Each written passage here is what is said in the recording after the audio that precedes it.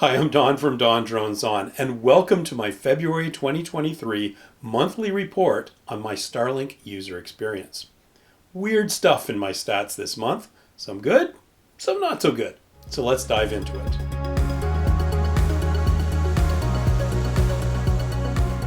The big news this month is the announcement that some folks in the US will see increases in their monthly Starlink fees, and some others will see decreases starting in April.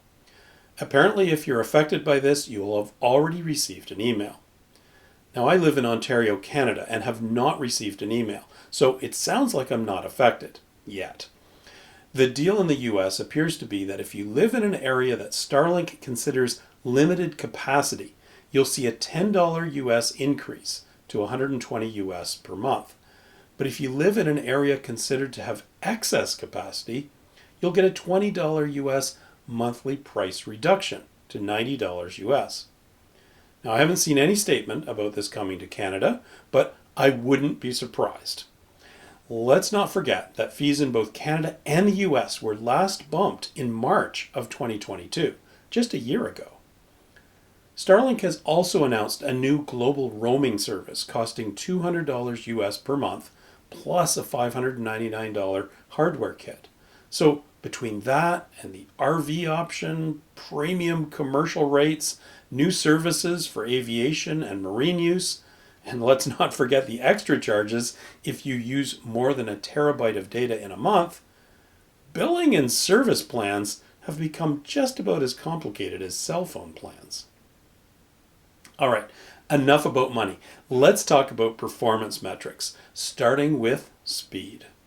Last month, I was pleased with an average download speed of 109 megs per second, while February's average was 26% faster, with an average speed of 138 meg, measured over 60 speed tests. Upload speed was a bit better than last month at 8.8 meg, and ping was about the same at 55 milliseconds average. Download speeds continue to vary considerably from test to test, but the histogram of speed tests is actually really nice this month. We have a healthy peak around the average and a nice long tail at the high end. In fact, these two candles in the middle show over half my tests were between 100 and 200 meg, which is great. The fastest speed test this month was 306 meg, but I did have one crawl in at 21 megs per second, included in this candle here. Compared to the previous 3 months, this is by far the best distribution. Now, I've given them all thumbs up, but okay, let's give February 2 thumbs up. The upload speed histogram is much like previous months, with a nice clean candle in the 5 to 10 meg range, which is perfectly fine by me. Comparing performance over the day, we're seeing a typical degradation in the evening hours as, well, everyone piles onto the couch and starts streaming. This month, that heavy usage resulted in the evening speeds averaging half the speed of morning or afternoon, but we're still at a very respectable 83 megabits per second down. And morning, afternoon, and evenings were all quite a bit better than the corresponding speeds in January, as you can see here. A little bit weird how much better the afternoons were this month, but hey, we'll happily take it. The other two metrics I've been tracking are related to dropouts and overall outage time. And this is where things get really weird. This graph shows the number of dropout events I experience per hour. And if you recall, I define a dropout as any outage over 11 seconds.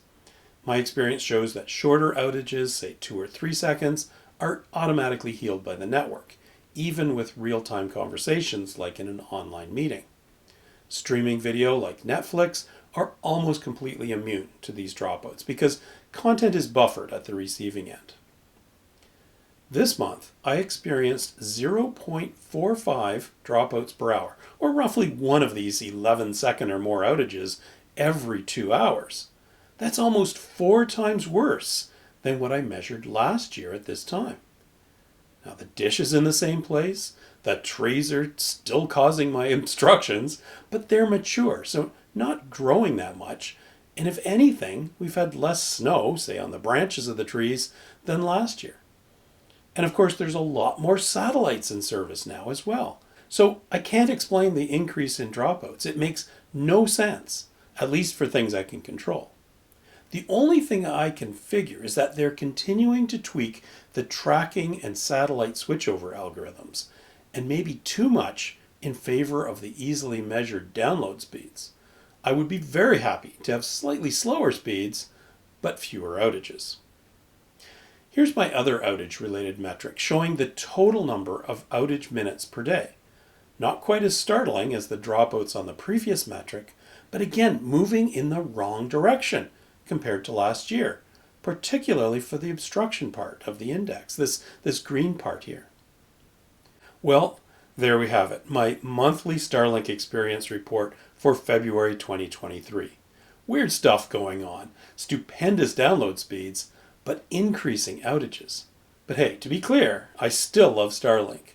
Be sure to subscribe to my channel and hit the bell to be notified of new videos.